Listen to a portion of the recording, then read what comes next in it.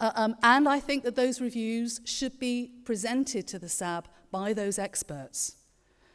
Certainly down in Cornwall, again, as a result of learning disabilities, all of our paperwork to our Safeguarding Adults Board was in easy, accessible, more often than not actually, through sort of pictures and symbols language.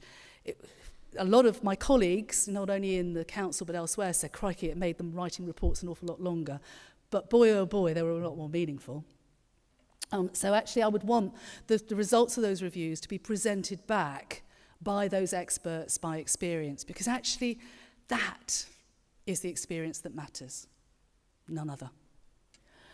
I think also I would like us, again, under local concordat, social services have for quite a little while now had to do annual user surveys, and I'm quite sure that every single other provider here, NHS, whomever, private, voluntary community, does routine, regular user carer type surveys to gain feedback.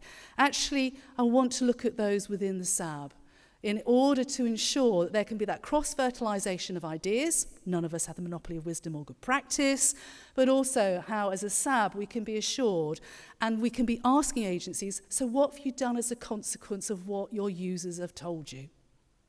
And that, I think, very much aligns with what Viv was saying a bit earlier on today about, please, the quote that she gave, please don't come out and ask us again unless you're going to basically do something with it. And I think the SAB has a key role to be asking agencies, so what are you doing with it? I think that there should at least be an annual meeting between the Surrey Safeguarding Adults Boards and then all providers working across with adults at risk across Surrey.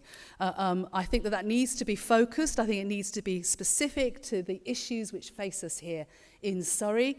And I think it needs to raise our chins. It needs to inspire us. And I know I have been inspired by listening to some of the speakers today. It is about finding out about what we're doing, because one of us will not have all the answers. How could we not have all the answers amongst us all? And then, finally, and I have already checked this out with a number of people, I'd like to introduce as the very first agenda item at each Safeguarding Adults Board, something which we're going to call I'm suggesting, but it sounds a bit crass, but anyway, we can improve the wording of it, the real life agenda. I am obsessed with the front line. It is practice, it is relationships, it is that emotional connection, as well as the professional skills, which makes somebody's life wonderful or somebody's life hellish if you're an adult at risk. And so what I'm hoping we can do through the real life agenda, very importantly at the start of each and every SSAB meeting, is to have some practitioners, each agency I'm going to ask to take responsibility for this turn by turn. So one turn it will be the police, the next it will be NHS, next it will be the council.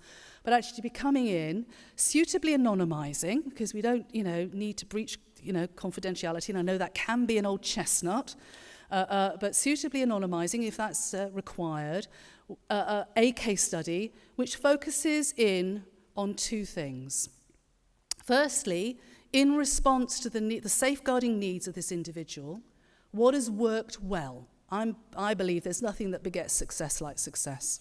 And actually, I know, particularly from my own experiences within the statutory sector, that an awful lot of people feel uncelebrated, unthanked, and as a consequence, somewhat demotivated within their work. So I want to be able to get those practitioners, so the police may lead it on one occasion, but actually I want the police to be there with whomever they've worked with. If they keep getting called to this particular household, so if there's a housing officer involved, if there's an ambulance paramedic who's been involved, if there's a social worker involved, that actually you get the frontline practitioners there saying, in response to this person's needs, here's what they are, and here's what we've done and what we're proud of, what we think has worked well. And then the second thing is, but SAB and senior officers from the different agencies within Surrey, here are some of the issues which we face at the front line in terms of providing hindrances or obstacles in terms of further improving our professional practice. So I want to get a bit of critically reflective practice going, But I want the SAB to start off with, because this is what matters, first and every meeting, at the beginning, actually this is what's happening now in Surrey to somebody, to an adult at risk. This is what we're doing about it, and this is what we're struggling to do about it. Because those officers and representatives who are sat on the Surrey Safeguarding Adults Board are the people to take that away and to do something about it. Thank you.